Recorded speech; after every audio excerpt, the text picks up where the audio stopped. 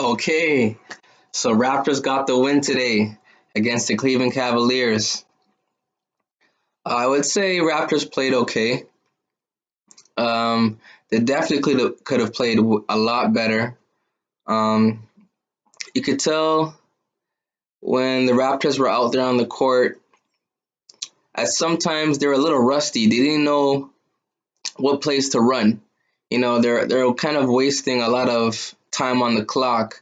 Like they wouldn't make a move to start a play until like it's 7, 8 seconds or something like that. And by then it's kind of late. The defenders are already like, okay, they're already on edge, expecting you to take a shot. So they're gonna be playing their toughest defense in those last 8 seconds because you got to take a shot or it's shot clock violation. So it kind of puts the pressure on you. It's pressure that could be avoided. If you start the offense earlier in the shot clock. And I like how Kyle Lowry was really, really efficient today.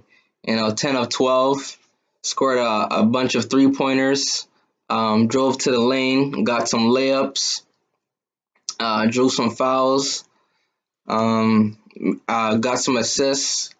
Pascal Siakam scored a 3 in the first quarter. I think Kawhi took too many jump shots in the first quarter, like in the very beginning. And I would like to see Kawhi, do a crossover or just get to the rim more, because I can't remember who was guarding him today on the Cavs, but I felt that Kawhi driving to the basket on that person would have been an advantage for him. He would have got it because he started off 0 for 4 or something like that. I think if he drove to the basket, he would have been at least 2 of 3 or 3 of 4. But he did get warmed up, started scoring some shots. Yeah, he was pretty good too. Valanciunas was all right. I don't want to talk about Ibaka.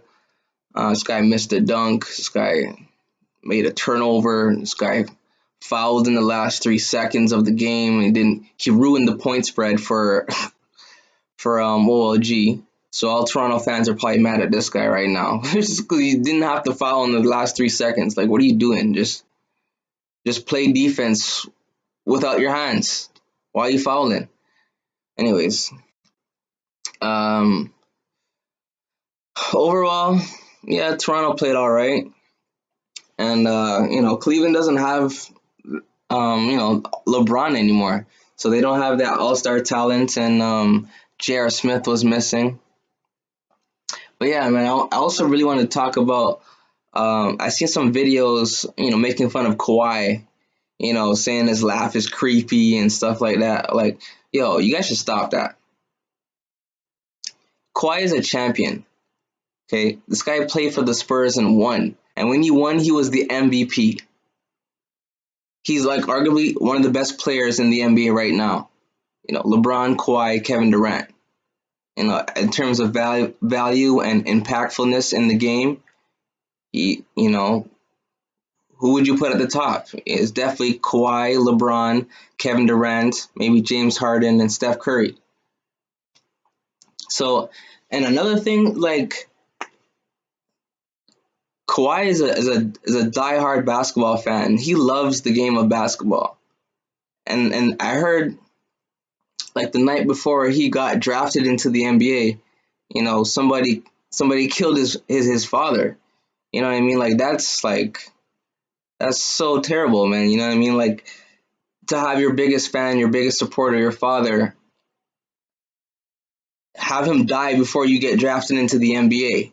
He goes to San Antonio Spurs, a good organization, and wins there. He could stay there, but he comes to Toronto. Toronto's across the border, it's a completely different country, different city. And he's obviously not he's gonna have to adjust to the city, and the first thing you do is make fun of him. They're like, what's wrong with you guys? You guys need to shapen up, yo. You need to respect Kawhi, who he is, and what he's about, what he brings to the team, and the type of leader he is. And yeah, man, don't diss Kawhi. And like if the way Raptors played, I don't know if they even would have won without Kawhi tonight. Like really, think about it. They won by like 12 points. They should have slapped Cleveland. Like what was going on? They have no like they have some players, but they should have slapped the Cavaliers 100%.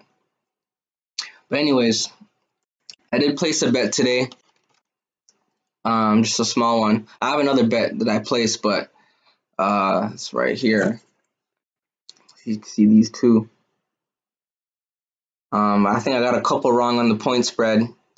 Couple games, a couple teams didn't cover the spread, and actually the Knicks beat the Hawks like they slapped them. Tim Hardaway went to work. I didn't expect that, but anyways, on this pro line, I went for a simple easy bet because I wanted to make sure I could win, just to test my knowledge for today. So I chose the Indiana Pacers to beat the Memphis Grizzlies by 6. I chose Raptors to beat Cavaliers by 6. And then the last game, I got Utah Jazz to beat the Sacramento Kings by 6. Small bet, but this is a confidence builder. And if you're an NBA fan and you want to make money off the NBA, then like and subscribe. This is Young Captain TV. Peace.